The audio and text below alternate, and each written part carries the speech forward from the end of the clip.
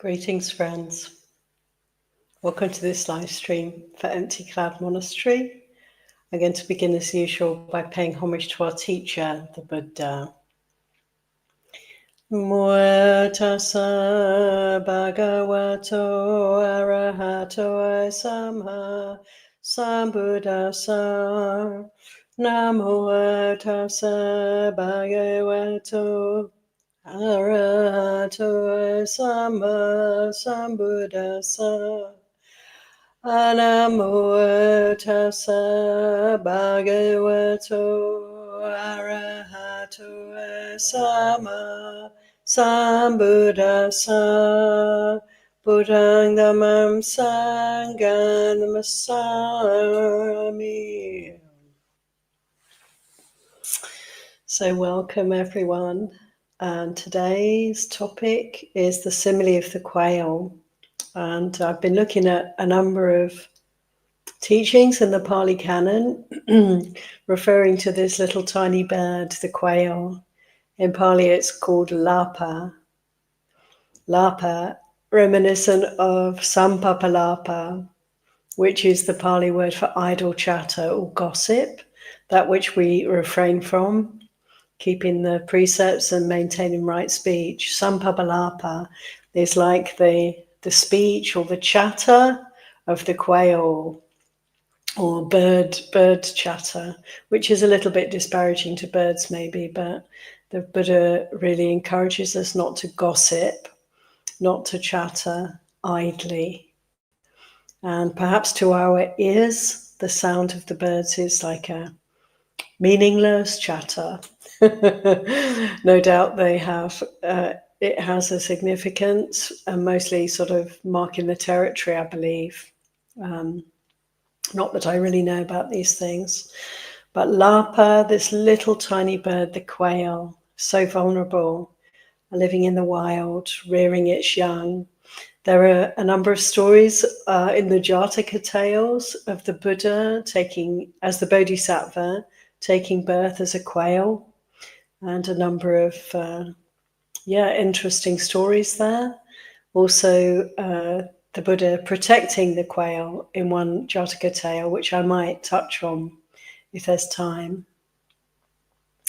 So, I've had the intention of speaking a little bit about Majjhima 66, which is the simile of the Quail Sutta, and I'm going to get around to that. But first, I'd like to share a teaching from Samyutta Nikaya.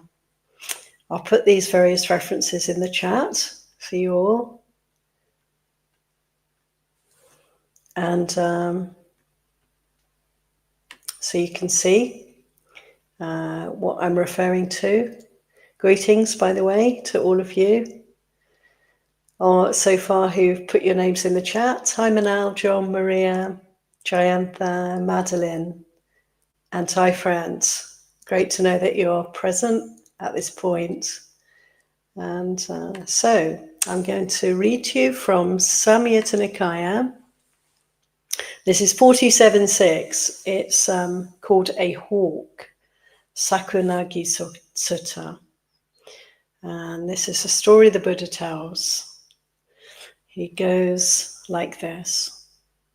Once upon a time, mendicants, a hawk suddenly swooped down and grabbed a quail. And as the quail was being carried off, she wailed, "I'm so unlucky, so unfortunate, to have roamed out of my territory into the domain of others. If today I'd roamed within my own territory, the domain of my parents, this hawk wouldn't have been able to beat me by fighting."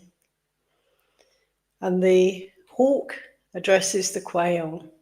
So, quail, what is your own territory, the domain of your parents, your family, your ancestors? And the quail replied, "It's a ploughed field covered with clods of earth." Confident in her own strength, the hawk was not daunted or intimidated and released the quail, saying, "Go now, quail, but even there you won't escape me. So then the quail went back to the ploughed field covered with clods of earth, climbed up onto a big clod, and standing there, she said to the hawk, "Come and get me then, hawk, come and get me." So the hawk had followed the quail and is going to prove that there's nowhere the quail can be safe. Confident in her own strength, the hawk was not daunted or intimidated. She folded her wings and she suddenly swooped down on the quail. When the quail knew that the hawk was nearly there, she slipped under that clod of earth. But the hawk crashed chest first right there. The Buddha goes on, that is what happens when you roam out of your territory into the domain of others. If you roam out of your own territory into the domain of others, Mara will find a vulnerability and get hold of you. So there's a lot there to consider and contemplate. What does that mean for you, friend? What is the Buddha saying here? Where can we be safe? And how do we fall under the sway of Mara? How do we overextend ourselves and become vulnerable prey for Mara? The Buddha here goes on, what is not a mendicant's own territory? What is not our territory, but is the domain of others? It is the 5 kinds of sensual stimulation. Sights known by the eye, which are likable, desirable, agreeable, pleasant, sensual, and arousing. Sounds known by the ear, that are thus. Smells known by the nose, tastes known by the tongue, touches known by the body, which are likable, agreeable, and arousing.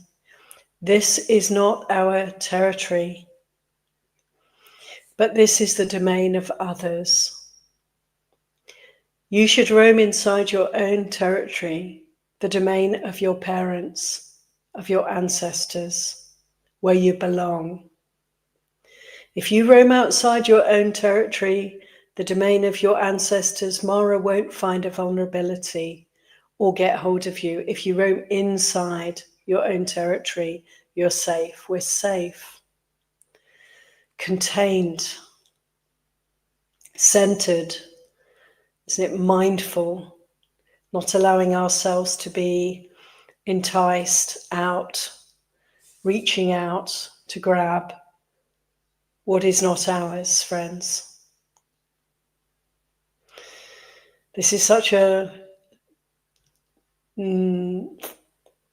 encouragement, isn't it, to rein in the sense doors and to renounce, to simplify, to come home to the true contentment that is here for us when we are willing to withdraw, retract, bring in the sense impressions, the sense inputs, to rein them in, to not allow ourselves to be overwhelmed, as we so often are, by the enticements, of pleasure, sense pleasure.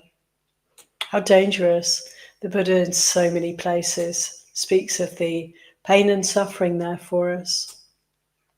We can also, of course, consider there's an encouragement here also not to be greedy, not to overextend ourselves in terms of our territory, our terrain.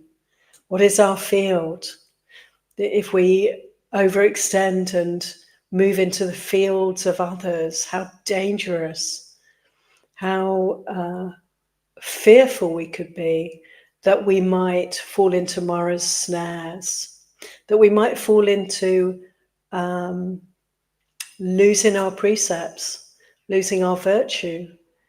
If we steal the land, the place, the terrain of others, what other crime will we not commit? killing, lying, misconduct of every kind, cruelty of every kind can be the result. This is Mara's territory. When we fall into overextending through greed, through desire, through the wish to get more, essentially sense pleasures, essentially sight, sound, smells, tastes, and touches. How dangerous. So this too is, for me, a natural contemplation that arises when I read this sutta. The Buddha goes on here. What is our own territory, the domain of our parents? What is in a way our birthright? Where do we belong? Can we maintain our place, know our place, hold to that, be willing to renounce? It's amazing to consider our history as human beings, how driven certain of us have been to overextend and to take and usurp and colonize and steal the territory of others. First of all, we can recognize how dangerous, how cruel, how really harmful for ourselves, not to mention others, this history, this tendency, this inclination is. First, can we hold our own ground? Can we notice where we might wish to take up the place, the property, the space of others, and retract and withdraw and step back and be willing to let go of that happening and also that inclination in ourselves. And from that place, we can start to come home to what is our true place of belonging. Where do we really need to pay attention? What is safe for us? How can we really use and make much of our birthright here in order to create the best possible conditions for ourselves and others? And here the Buddha says, what is our territory? What is the domain of our parents? What is our place? It is the 4 kinds of mindfulness meditation. What for? It's when we meditate by observing an aspect of the body, keen, aware, and mindful, rid of covetousness and displeasure for the world. We let go of the world. We let go of wanting. We let go of seeking, grasping. Just have the very little that we actually need in order to practice, in order to pay attention to what we really need to attend to, this body. And so the Buddha goes on, the 4 satipatthanas: meditate observing the body, meditate observing feelings, meditate observing the mind, citta, and meditate observing the Dhamma, principles, the truth, the way it is, the aspects of path, the teachings of the Buddha.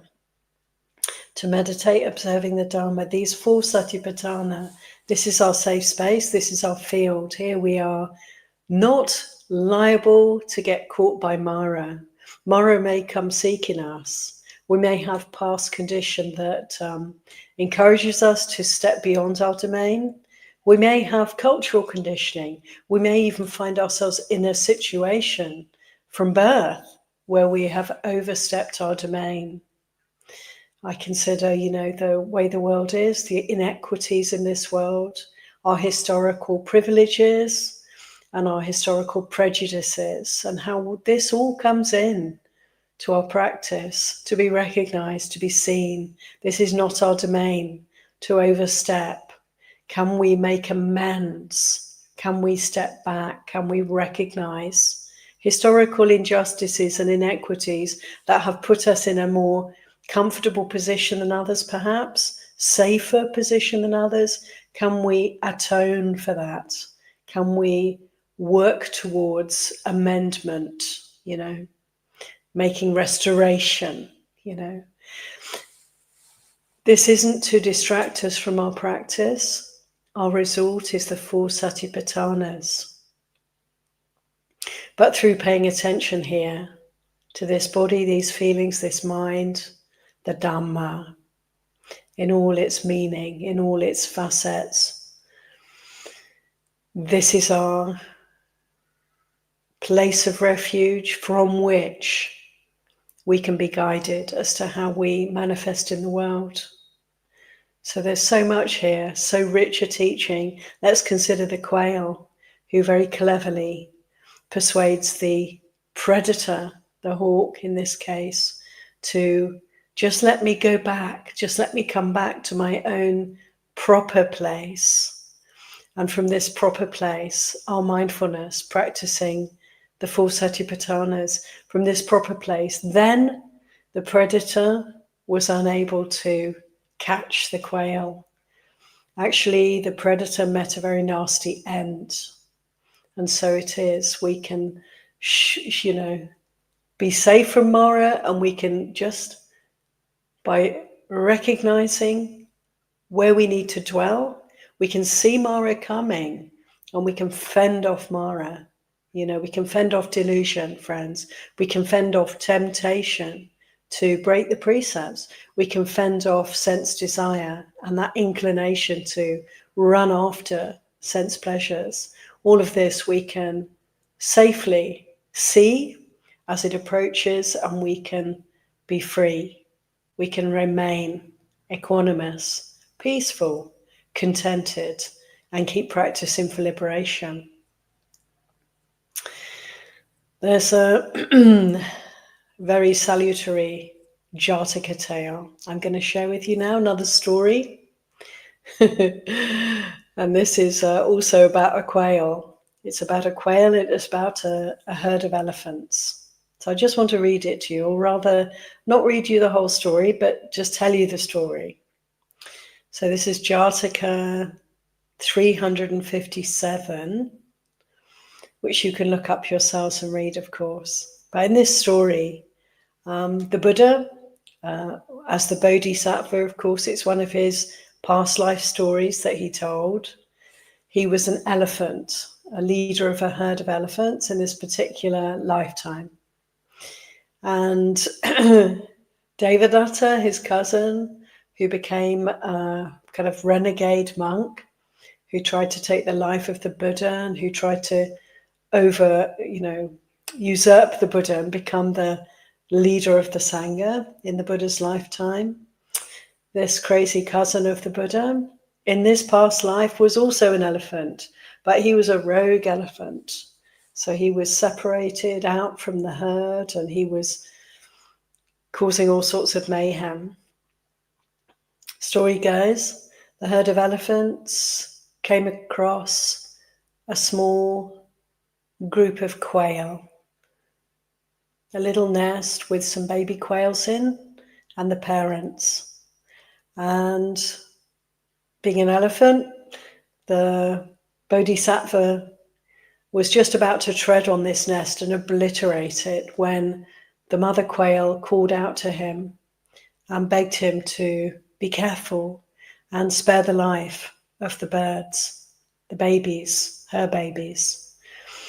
And the Bodhisattva, of course, protected the quail family with his body while the herd of elephants passed by. And he said, there is another elephant that you may come across.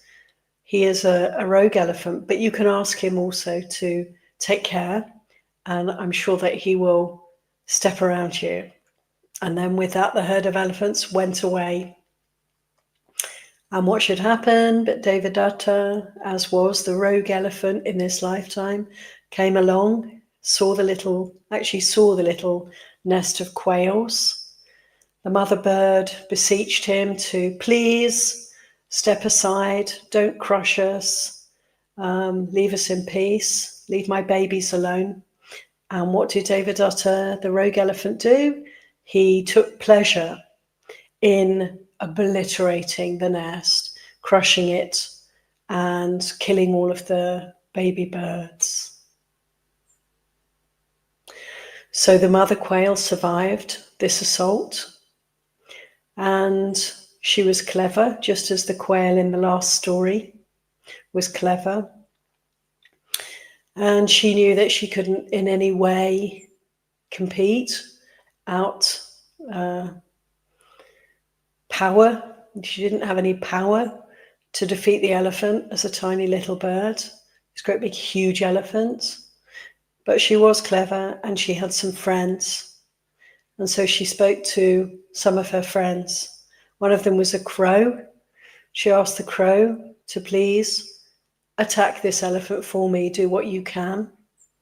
She asked a blue fly to please do what you can to get revenge for the death of my babies to this elephant. And she asked a frog friend to please do what the frog could do to help, to take revenge on this cruel, powerful, but evil elephant. And what happened? The crow pecked out the elephant's eyes.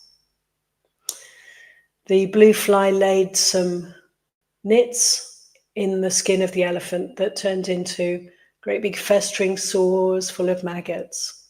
And the poor blind elephant was seeking desperately for some water. And the frog placed itself on a precipice, on a cliff edge, and started croaking. So the elephant, thinking, well, there'll be water there, goes up to the cliff edge, no water, and he plummets over the edge and is killed. And so the little quail got her revenge on the big elephant.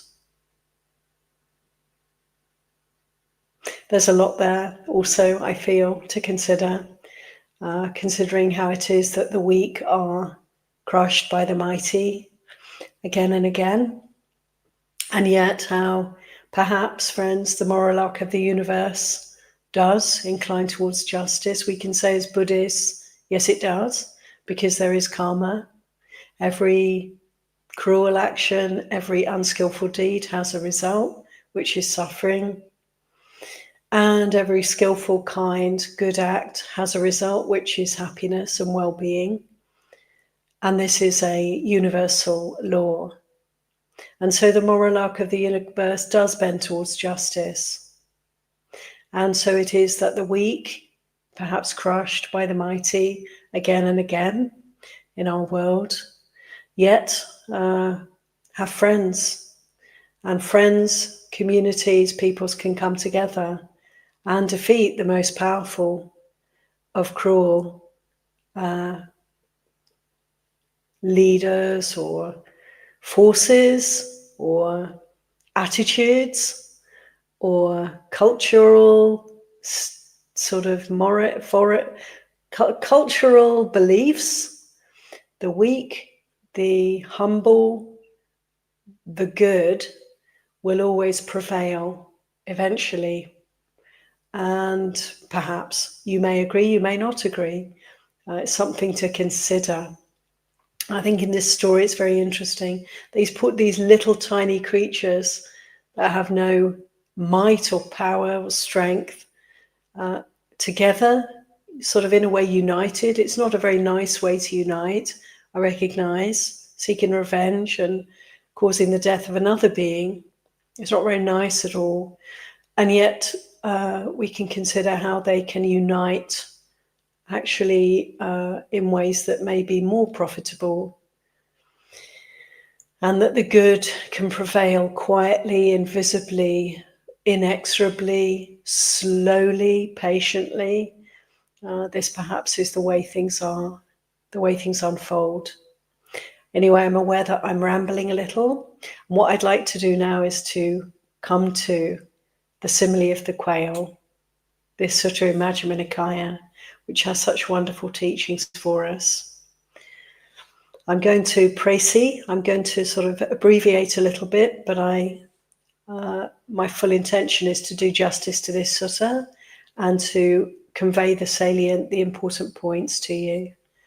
So here we go. Latu Kikopama Sutta, the simile of the quail.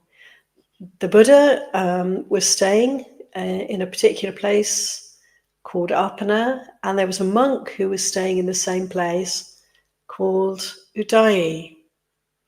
And Udayi was meditating one day after the alms round and the meal, and he was filled with gratitude toward the Buddha. He was so grateful because he was recognizing that the Buddha's teachings, Vinaya teachings for the monastics, had given him so much peace, so much safety, so much well-being. He was within his domain. The Vinaya Friends for the monastic Sangha is our domain. It is the field where we are safe, free from harm, and able to see Mara when Mara approaches. This is the whole point and purpose of the monastic rules that we have, to contain the crazy mind until it can begin to find its way to sanity, the Dhamma, so it's the container for us that keeps us safe. Of course, this is the precepts, keeping the precepts, maintaining virtue, but in so many other ways, simplifying our life.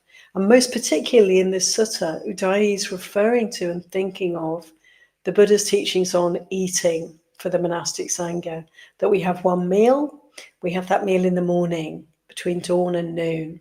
This is the ideal for us. This works very well for us. And he was reminiscing about how before the Buddha laid down this rule for the Sangha, monks were wandering around at all hours of the day and night collecting alms food. And they'd go out with their bowls even after dark. And in his case, he'd had an experience of terrifying some poor woman who was outside of her house doing something in her garden, perhaps. And he came along with his alms bowl and she was terrified. She thought he was a ghost. She thought he was an evil spirit come to gobble her up or to harm her in some way. And he was remembering this and remembering all the hardship that was involved in trying to get alms food at all hours of the day and night, and how the monks, the nuns, the monastics have been spared this through the wonderful teaching of the Buddha, guidance of the Buddha, just to eat once a day in the morning. And everyone knows that monastics eat once a day in the morning, and so they provide alms food. And you see in Thailand, don't you, friends? We see how the monastics will go out on alms round in the morning, usually for us, perhaps quite early. For the monastics in Thailand, not very early. Get up at the crack of dawn or before, usually around 3, 4 o'clock in the morning, go on the alms round around 8 o'clock or even a little bit earlier. So this is the routine in Asian countries, in Buddhist countries. The alms round happens in the morning and we have time to collect the alms food from the kind donors, to have the meal, and then the rest of the day is before us. And in the heat of the day, it's possible to be sitting peacefully in the shade somewhere. And so Udayi went to the Buddha. In this sutta, we're told that he approached the Buddha and he thanked him for giving the monks this opportunity, giving us the opportunity to just eat once a day and have a very peaceful abiding for the majority of our time. And the Buddha then gives this teaching. He said to Udayi,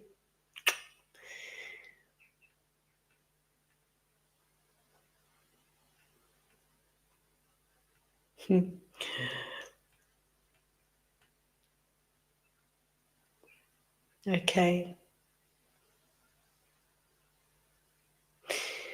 He said, this is what happens when some futile people are told by me to give something up. They say, what, such a trifling, trivial thing as this? This ascetic is much too strict. They don't give it up, and they nurse bitterness towards me.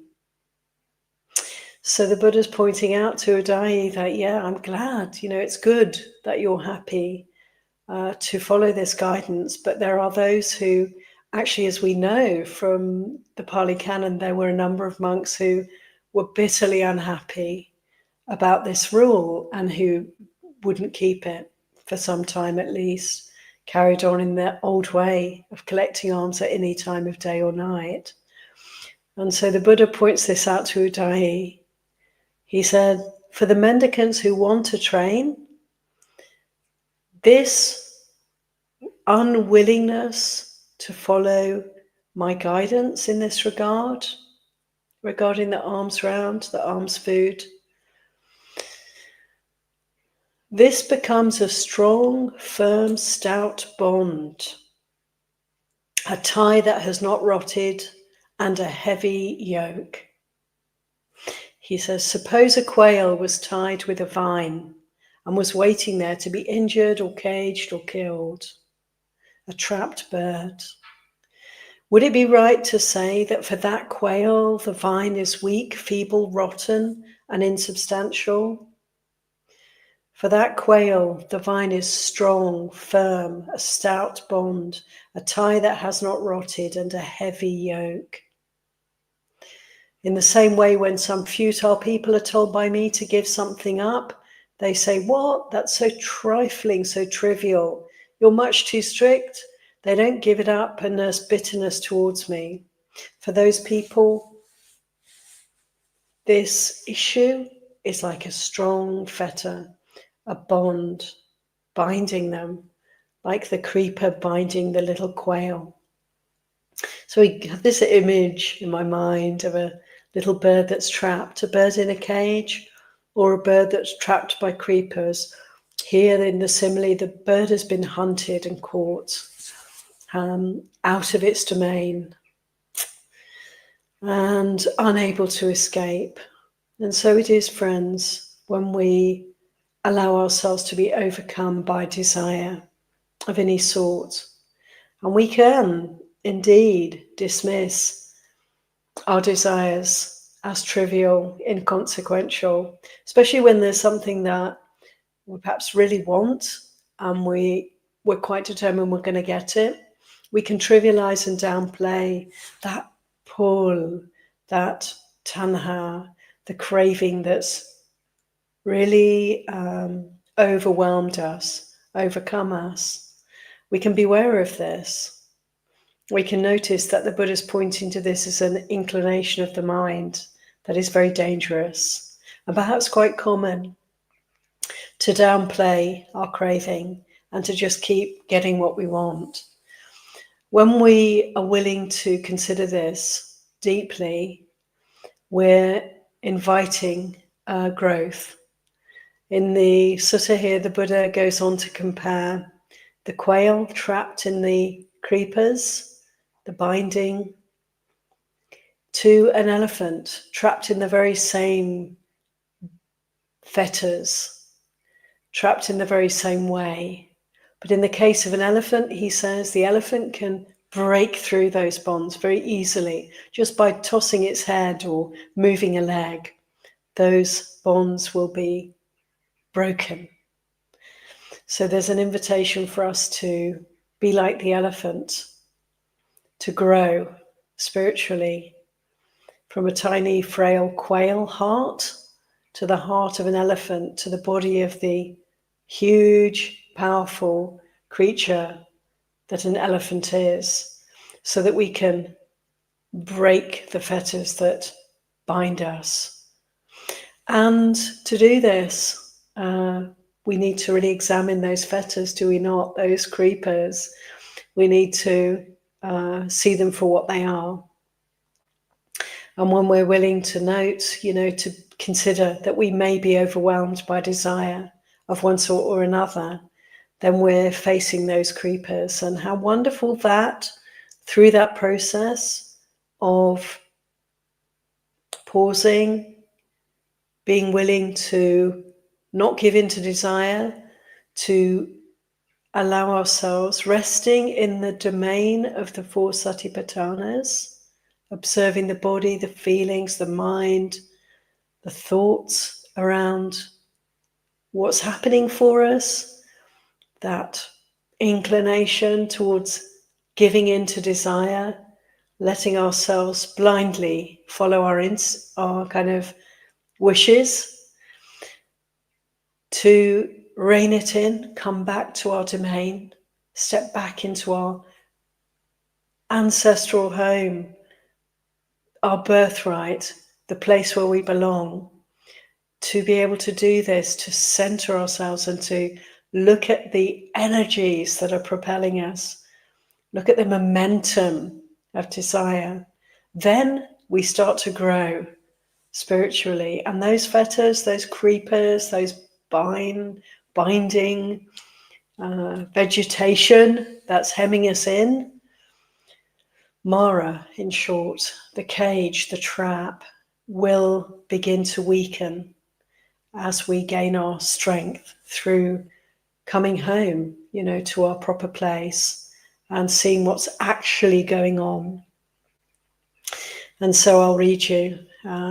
Yes, when some are told by me to give something up, the Buddha said, they may say, what such a trivial, trifling thing as this? But nevertheless, we will give it up, of course. Then there's no bitterness about this process. Or so the guidance is followed, the meal is given up, the evening meal, the afternoon meal are given up easily. When the mendicants who want to train have given up what needs to be given up, they live relaxed, unruffled, surviving on charity, their hearts free as a wild deer. For them, the bond is weak, feeble, rotten, and insubstantial, just as a royal bull elephant with tusks like chariot poles, able to draw a heavy load, pedigree and battle-hardened, was bound with a strong harness, but just by twisting its body a little, it would break apart its bonds and go wherever it wants. Would it be right to say that for that bull elephant, the strong harness is a stout bond, a tie that has not rotted, and a heavy yoke? No, for that bull elephant, the strong harness is weak, feeble, rotten, and insubstantial. In the same way, when some are told to give something up, and they may say, what, something trifling and so trivial as this, but yes, I'll give it up. And they don't nurse bitterness towards me. When they do so, easily give that thing up, they can live relaxed with their hearts free as a wild deer. For them, that bond is weak, feeble, rotten, and insubstantial.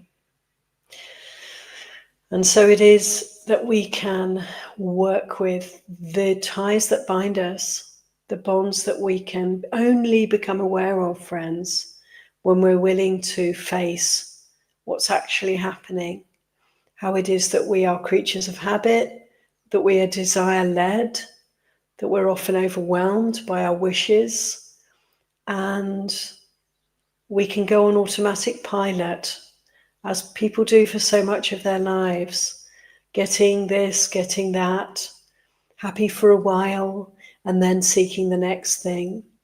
And of course, the other side of this is the aversion and hatred and ill will that can come about when our desires are then thwarted or someone else gets in our way and so forth.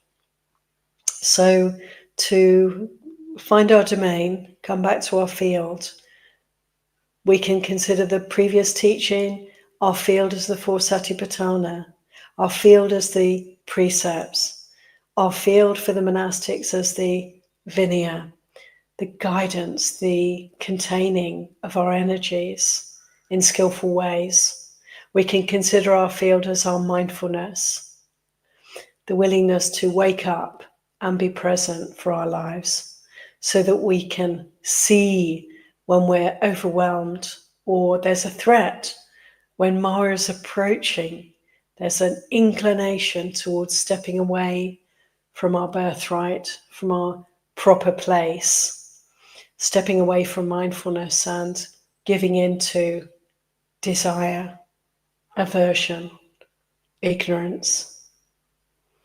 So may we be like the elephant, and may the bonds that are there for us until we're fully liberated, may they be seen, may they weaken, and may we find our way to break those bonds, break those fetters, and move inexorably thus towards Nibbana.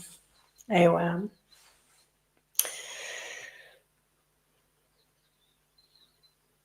So friends, I'm going to stop here, I think. The sutta, of course, is much more lengthy. The Majjhima 66 Simile of the Quail Sutta goes on, and the Buddha speaks about all the things that bind us, all, not just sense desire, not just material things, not just these initial obstacles on the path of practice, initial and ongoing until we've become very attained spiritually. There are, as you know, 10 fetters, friends, and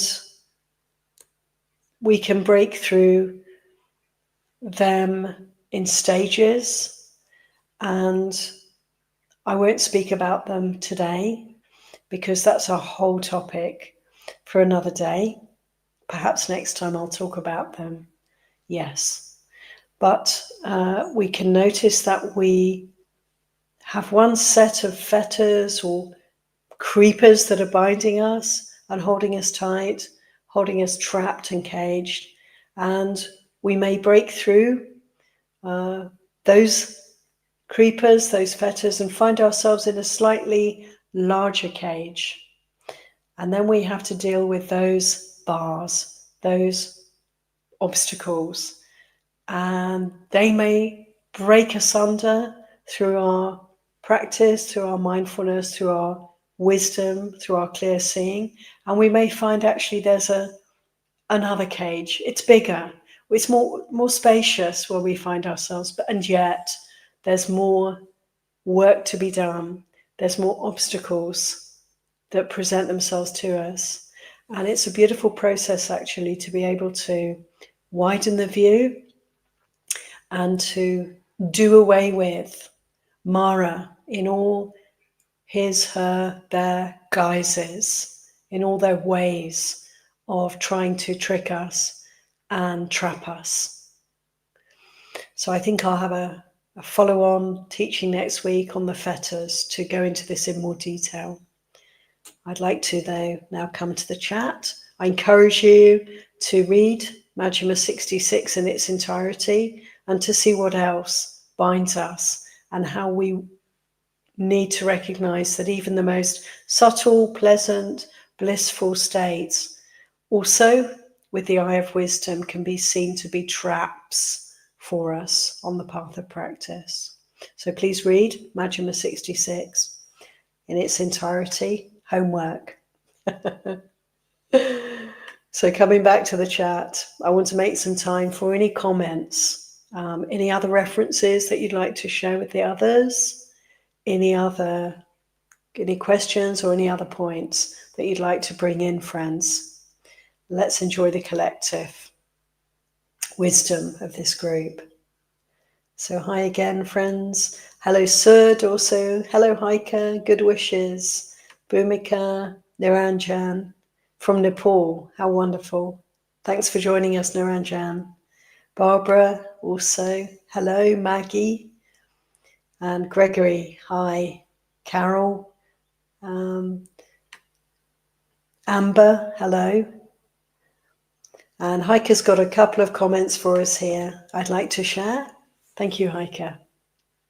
Who says, such a beautiful teaching, yes, to remind us how nourishing a simple life can be. Sadhu, sadhu, sadhu. Thank you, Heike. Yeah, isn't it a great reminder? Sometimes it can be a leap of faith, can't it, friends, for us to let go of things that we like, to let go of aspects of our lives that fill our lives, that make us busy, make it complicated for us. We kind of love that because our minds are so multifaceted. We're always ready to incline towards the next interesting thing. But we can consider how it is that there is a field here for us that is our safe space. And it is the willingness to let go, to give up, to turn our attention away from all the multifaceted, colourful, kaleidoscopic things around us coming in through the eyes, ears, nose, tongue, body, and mind, to actually be willing to simplify, to have quieter lives, to do less, to move less, to travel and seek elsewhere less, and to take that leap of faith.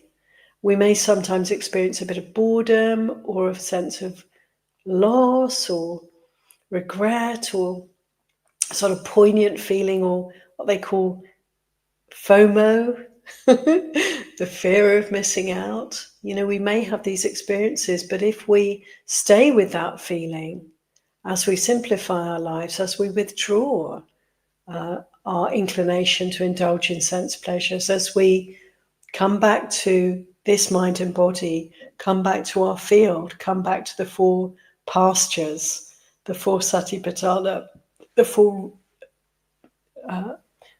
foundations of our practice. If we keep doing this, we get to appreciate how much more relaxed, peaceful, contented, happy we become. And as we continue to follow the path of practice, the benefits and the subjective experience of well-being, of course, is something that grows and grows. And it can be a leap of faith. It can feel difficult to renounce the world bit by bit, but it is worth taking that leap of faith and considering these teachings and simplifying our lives, and then see the results. Let's remember, the next time we have an inclination to get some entertainment, something, some possession, to have something that we want, let's just remember and pause and see if we can feel how that is for us, and see if we can notice through paying attention how much more peaceful it is to just allow these forces, these energies, these impulses to relax. And they arise, they last for some time, and then they fade away. And what's left is a deeper sense of well-being and contentment, and a recognition that it's fine not to have, to get, to do, to be. It's so much more peaceful. It feels so much more right for us. We're coming home to our true birthplace, to our place of our parents, to the place we belong, friends. Yeah. Thanks, Heike. And Heike also says, thank you, Heike, in the simile of the quail and the rogue elephant, she gets her friends to take revenge. What would the karmic results be from this revenge? Yeah, good question. I mean, it like so many of these Jataka tales, it's a very mixed story, and it's not always a very clear teaching. They are stories, and they're not so core, I would say, Dhamma by any means, but they're interesting. And in this case, of course, if somebody gets someone else to harm or to hurt or even to kill another, then that has its karmic consequences. This is not an ideal story, even though Devadatta, as was the rogue elephant, was very cruel himself and made very unfortunate karma himself through killing, doesn't help to take revenge in this way, actually.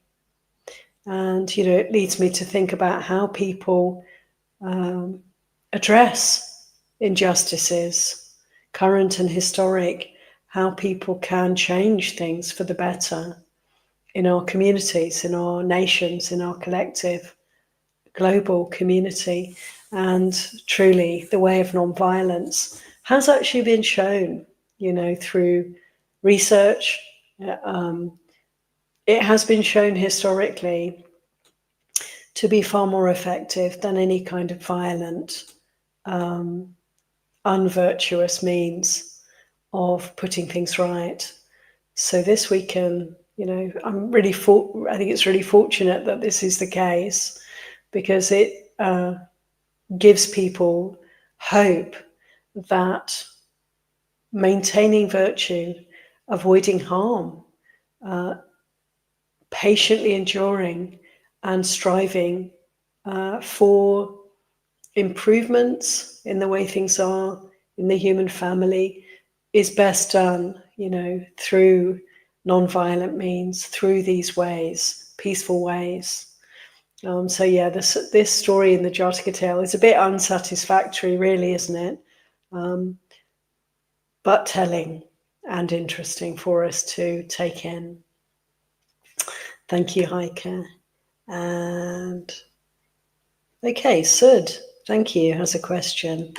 With regards to the four Satipatthana, where does 32 parts of the body meditation fit in? Yeah, thank you. It's interesting, it's actually 31 parts of the body traditionally. I find that interesting because we're asked to contemplate 31 parts of the body, and also the Buddha tells us there are 31 planes of existence. I've always thought that's interesting, the number 31 in both these ways of considering reality. So the 32 or 31 parts of the body, the extra part that was added is the brain, that was tacked on later in the teachings, added later. Perhaps it wasn't, it's quite interesting actually how it wasn't considered to be a body part in the early teachings, and later it came to be considered important enough to add to the list. That's quite interesting. So anyway, the 32 body parts we're asked to consider as part of Kayanupassana, consideration of the body. So it's the first of the four Satipatthanas, Kayanupassana, considering this form in all different ways. So reading Mahasatipatthana Sutta in Digha Nikaya, or the Satipatthana Sutta, Majjhima 10, Majjhima Nikaya, is a wonderful meditation teaching, and it gives us all different ways to consider the four Satipatthana: body, feelings, mind, and thoughts, or Dhamma. And in Kayanupassana, the section on the body, there are many different ways that we can contemplate these bodies. So thank you, Sid. And this is where we find the Buddha enumerates the 32 or 31 parts of the body. And Manal. Thank you, Manal, has a comment. On the topic of injustice, how do we address personal conflict which arises when something grossly unfair occurs upon others?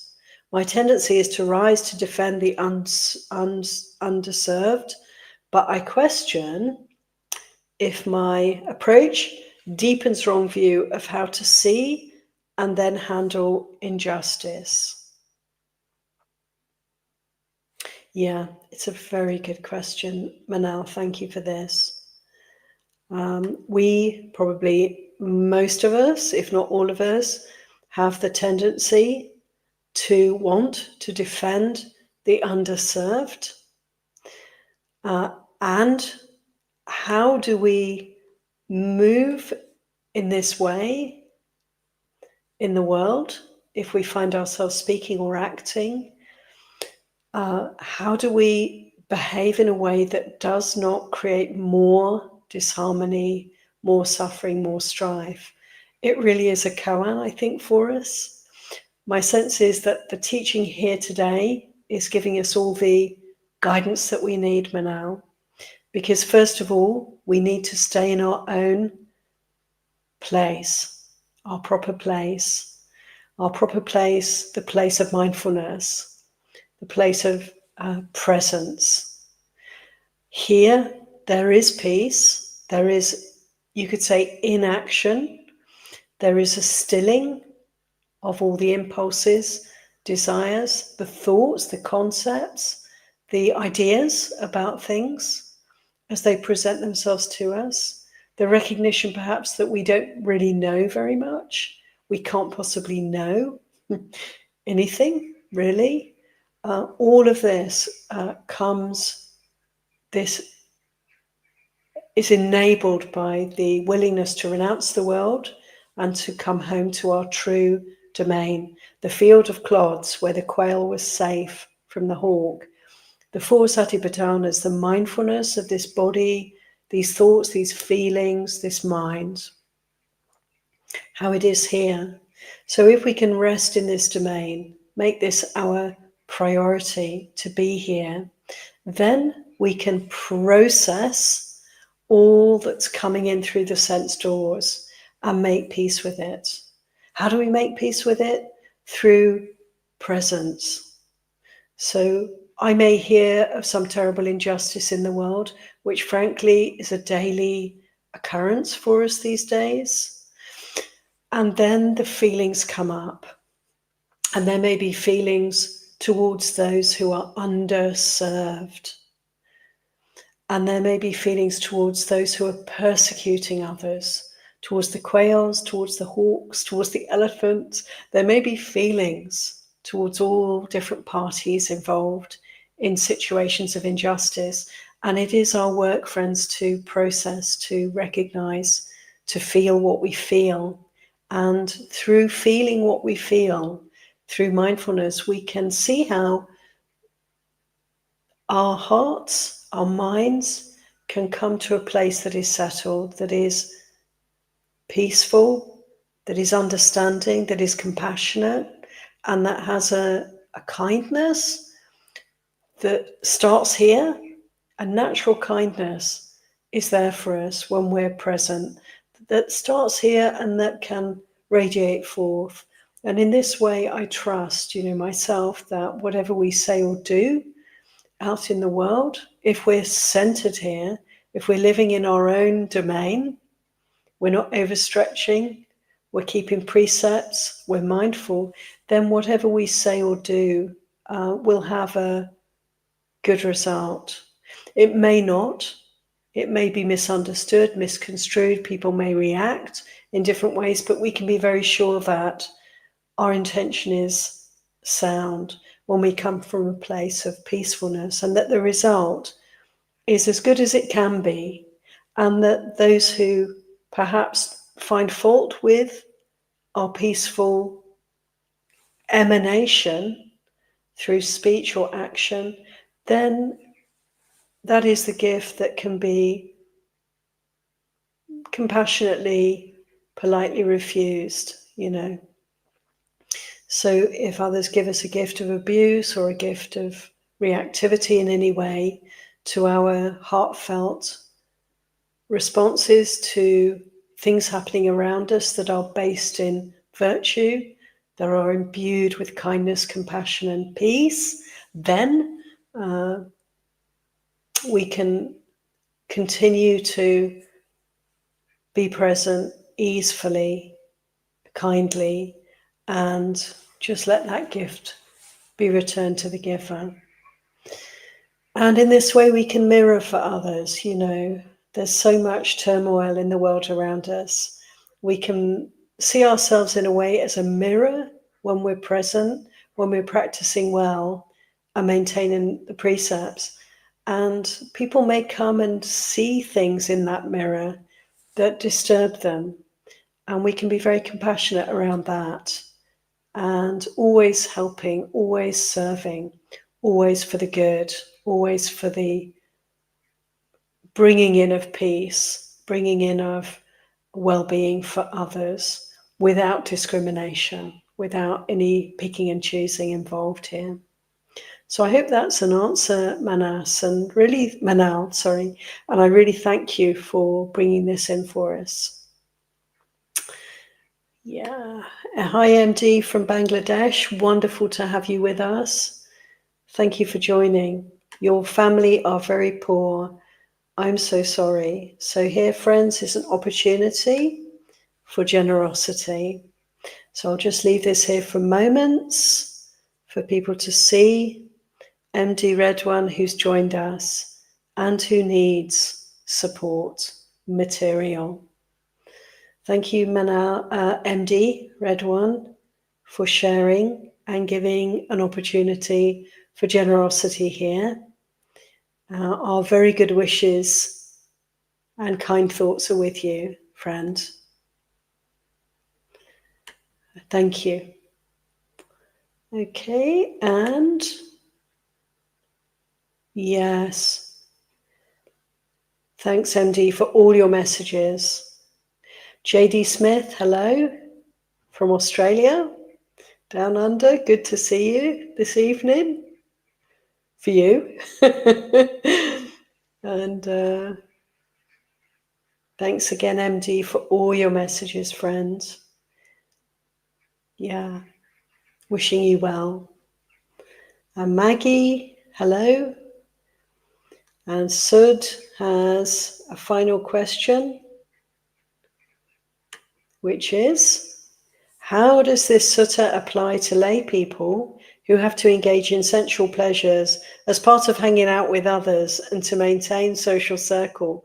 Thank you, Sud. I love the opportunity to finish with this question. We're going slightly over time, but just to say yes, let's just recognize how it is. We are, if we're fortunate enough, those of us who do have funds and material support and are lucky enough to be able to go out with friends and enjoy sense pleasures and have, a sense of community in this way all the time, isn't it? Really, Sud, we're working with desire and aversion. And I would say, let's not make a problem out of our lives, but let's be present for them and see how it is. And we can notice. Personally, I find it very helpful in day-to-day life to be alert to the push and pull of desire and aversion, to notice when they arise and to pause. So just to pause. I would say that when out and about with people, good things are happening, pleasures are being had, one can always consider, how does it feel? What is the result?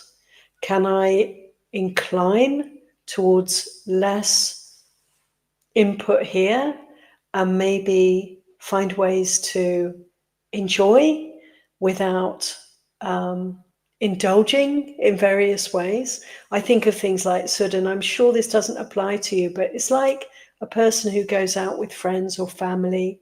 In this country, we have public houses, pubs, and they sell alcohol. So, for instance, one could be in a group of people who are ordering alcoholic beverages, and one could say, yeah, I'm not going there. That's not going to be suitable for me. And perhaps have an influence through the choices that are made on others to encourage them also to avoid intoxication, to avoid overindulgence in ways that are not very skillful or helpful. And this is just one example, and I'm sure you can all think of probably more suitable ones for Sud and Sud yourself. Think of a more suitable example or two. Just ways in which we can be very mindful of what we're doing and maybe renounce a little. It is so good to renounce. It is so good to have less. I personally really enjoy, just to conclude, I really enjoy going out with family, friends for meals when I'm not eating because it's not the morning and I've had my meal for the day, and to enjoy being free from that need to think about the food, to eat the food, to be trying to focus on different things at the same time, and rather to have the time, the space, the attention to give to others and to making the communication, the interactions, the event as wholesome and as beautiful and as dharmic as can be. You know, this is just another example. Friends, I must stop here. Thank you so much for all your comments. I appreciate, Maggie, your comments. You wish to give donations to the monastery, that is wonderful. And anyone who feels like helping our friend in Bangladesh, please feel very delighted to do so. We have so many good ways to make merit in this world. Let's take every opportunity that we can, friends. I'd like to conclude as usual by paying homage to our teacher, the Buddha. May these teachings guide us and protect us all, friends.